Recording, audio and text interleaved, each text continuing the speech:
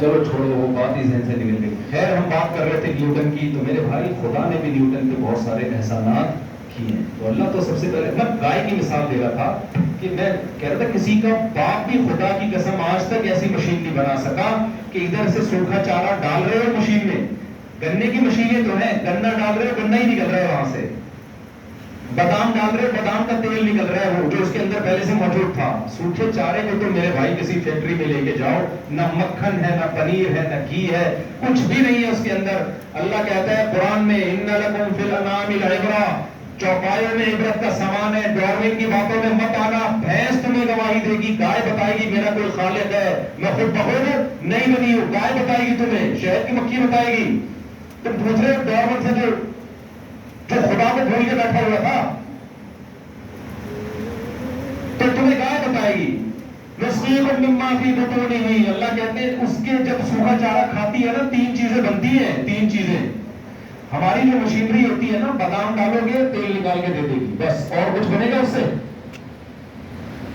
Power کے لیے الگ بجلی چاہیے, تار چاہیے, ایک مزدور چاہیے, میکینک چاہیے جو اس کی مینٹیننس کا خیال کرے, اس کو دھوئے واش کرے. بیسیوں قسم کے مزدور لگے ہوں گے ایک مشین کو سنبھالنے کے لیے. گائے ایسی مشین ہے. قرآن کیا کہتا ہے؟ ان لکم فی الانعام لعبرہ نسقیکم مما فی بطونہ, سوکھا چارہ ادھر سے ڈالو, ٹھیک ہے نا, جیسے گنے کی مشین میں ڈال رہے. بلکہ رکھ دو, یہ مشین آٹومیٹیکلی کھائے گی, یہ خود ہی کھائے گی. اس کے بعد کیا ہوگا؟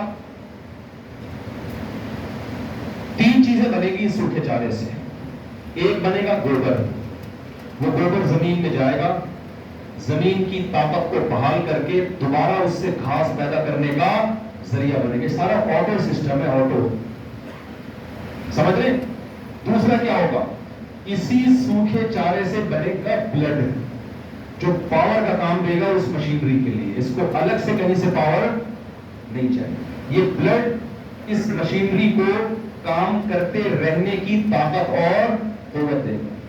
جس فیکٹری میں گوبر اور خون تیار ہو رہا ہے, قرآن کہہ رہا ہے اسی گوبر اور خون کے بیچ سے ہم تمہارے لیے اس کے تھنوں میں لبنن خالصاً, ایسا دودھ نکالتے ہیں جس میں نہ گوبر کی بدبو, نہ گوبر کی رنگت, نہ خون کی بدبو, نہ خون کی رنگت. یہ تو کلر ہے اس کا ایسا وائٹ اور ایسا اچھلتا ہوا کلر, اور مزہ کتنا ہے, سائغ للشاربین, پینے والوں کے حلق میں پھسلتا چلا جاتا ہے.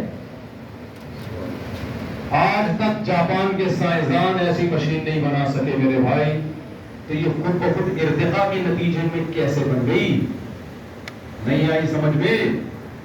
تو پیو دودھ, ابھی دودھ پیو اور اس کے بعد جو مرضی کرنا ہے کرو, انڈے کھاؤ, جو مرضی کرنا ہے کرو. ابھی خدا انتقام نہیں لے گا. ابھی فروش فلمیں دیکھو پوری پوری رات بیٹھ کے, ابھی لڑکیوں سے دوستیاں لگاؤ, وسیم اور ستار کے نام سے لڑکیوں کے نمبر محفوظ کرو, ابھی کوئی پوچھنے والا نہیں ہے. زنا کرو, مزے کرو, دوستوں کو بتاؤ. آج کل لڑکے بتا رہے ہوتے ہیں دوستوں کو, یار میں تو اتنی لڑکیوں سے تعلقات ہیں. اپنے جرم کر کے اس جرم پہ گواہ بھی بنا رہے ہو. دوست بھی کہتے ہیں بڑا خوش قسمت ہے. بھائی تو آپ ایسا اپنے لیے انتظام کر رہے ہو, ایسا انتظام کر رہے ہو کہ آپ تو قابل ترس ہو, قابل ترس ہو آپ. یا تو یہ ساری چیزیں خود کی ہوتی ہیں نا, آپ نے خود کی ہوتی, جیسی چاہے زندگی گزارتے ہیں بھائی. یا انکار کرتے خدا کا, کس نے کہا ہے؟ دنیا میں بہت سے لوگ نہیں مانتے خدا کو. اللہ نے آپ سے نمٹ رہا ہوگا, خود ہی نمٹ لے گا. مانتے ہو یہ خود بخود نہیں ہو سکتا, یہ کسی نے یہ نعمتیں دی ہمیں. تو میرے بھائی جس نے دی ہے اسی سے پوچھنا پڑے گا کہ اللہ تو ہم کو اتنا پروٹوکول کیوں دے رہا ہے, کیا مقصد ہے اس کے پیچھے؟ اگر کوئی مقصد نہیں ہے تو ہمیں بتا دیں. ہم لائف کو انجوائے کرتے ہیں, لیکن قرآن جگہ جگہ کہہ رہا ہے کہ ایسا نہیں. وما خلقنا السماوات والارض وما بینہما باطلا, میں نے اس نظام کائنات کو بیکار پیدا نہیں کیا, ایسے ہی پیدا نہیں کیا. اگر ایسے ہی کیا ہوتا تو جیسے چاہو زندگی گزارو, ایسے ہی گزار لو. کیا خیال ہے بھائی؟ خدا تو کہہ رہا ہے کسی مقصد کے لیے. وہ مقصد کیا ہے؟ وَسَخَّرَ لَكُم مَّا فِي السَّمَاوَاتِ وَمَا فِي الْأَرْضِ. اللہ کہہ رہے ہیں پوری کائنات کے ایک ہی مقصد ہے, انسان کی خدمت. پوری کائنات کا مقصد کیا ہے؟ ہر چیز کا مقصد اللہ نے ایک آیت میں بتا دیا. پوری کائنات انسان کے سوا کس کے لیے بنی ہے؟ بولو. انسان کے لیے. انسان کے علاوہ جتنی مخلوق کس کے لیے بنی؟ بول لو نا یار. میرے اور آپ کے لیے. وسخر لکم، مسخر کر دی. ابھی تو انسان چاند پہ جا رہا ہے، آسمانوں کی سیر کر رہا ہے، اور کہیں رکاوٹ ہی نہیں آ رہی اس کی. سمندروں کی تہہ میں گھس رہا ہے. کیا کیا نہیں کر رہا. شادیوں کے علاوہ سب کام کر رہا ہے. سب کچھ مسخر کر دیا. کس کے لیے؟ ہمیں پرمیشن دے دی جانور کو کاٹ کے کھا جاؤ، ورنہ حقیقت میں یہ ظلم ہے. ایک ایتھیسٹ نے اعتراض کیا کہ یہ مسلمان بقرعید میں اتنے جانور کاٹ کے کھا جاتے ہیں، ظلم کر رہے ہیں جانوروں پہ. میں نے اس کا جواب دیا، میں نے کہا ہم تو کاٹ کے کھاتے ہیں، جو خدا کو مانتے ہیں. خدا نے پرمیشن دے دی کہ اس کو میں نے پیدا کیا، گائے کو کاٹ لے. تو کس بیس پہ کھا رہا ہے گوشت؟ کیونکہ وہ بھی ارتقاء کے نتیجے میں پیدا ہوئی، تو بھی اتفاق سے پیدا ہو گیا، تو دونوں ایک ہی جیسے ہیں. تو کیا کسی کو اجازت ہے کسی پہ ظلم کرنے کی؟ شیر میں تو عقل نہیں ہے نا، تو ہرن کو کھا جاتا ہے، اس کو کیا عقل؟ تیرے پاس تو عقل ہے. تو جب تربوز سے روٹی کھا سکتا ہے، کھیرے ککڑیاں کھا سکتا ہے، سبزی کھا سکتا ہے، گائے کو کاٹ کے کیوں کھا رہا ہے؟ میکڈونلڈ میں کیوں برگر کھا رہا ہے بیٹھ کے کڑیوں کے؟ تو ان کے پاس کوئی دلیل نہیں ہے کسی بھی چیز کی. ہمیں پھینکو ہے، ہمارے پاس تو ہر چیز کی دلیل ہے بھائی. ایک انگریز نے کلپ بنایا کہ چائنا والے کتے کھاتے ہیں، غلط کر رہے ہیں. میں نے کہا غلط تو آپ کر رہے ہو میرے بھائی، آپ کیوں نہیں کھا رہے کتے؟ جب پروٹین گائے میں بھی ہے، کتے میں زیادہ پروٹین ہے، تو پھر کتا اور گائے کیا ہے؟ برابر ہو گئے. کیا خیال ہے بھائی؟ ہمارے پاس دلیل ہے. خدا نے کہا یہ حلال ہے، یہ حرام ہے. کتے انسانوں کے کھانے کی چیز نہیں ہے. ہمیں بتا دیا خدا نے. اور ہمیں تو گائے کا بھی بتایا کہ ایسے ہی نہیں کھانا، ذبح کر کے کھانا ہے. مری ہوئی گائے نہیں کھانے کی اجازت. ہم زنا سے بچتے ہیں، کوئی دلیل ہے. انگریز بچے گا نہیں بچے گا، کوئی دلیل کسی چیز کی اس کے پاس ہے. تبھی تو قرآن کہہ رہا ہے کافر اندھیروں میں ہے، اسے نہیں پتا کہ قدم کہاں. تبھی تو روزانہ قوانین بنا رہے، روزانہ چینج کر رہے ہیں. 1998 تک ہومو سیکسولیٹی ایک جرم تھا. اب کیونکہ وہ ہومو سیکسول اتنے زیادہ ہو گئے کہ وہ جرم نہیں ہے، وہ فضیلت کی چیز ہے. ویزے ملتے ہیں اس پہ.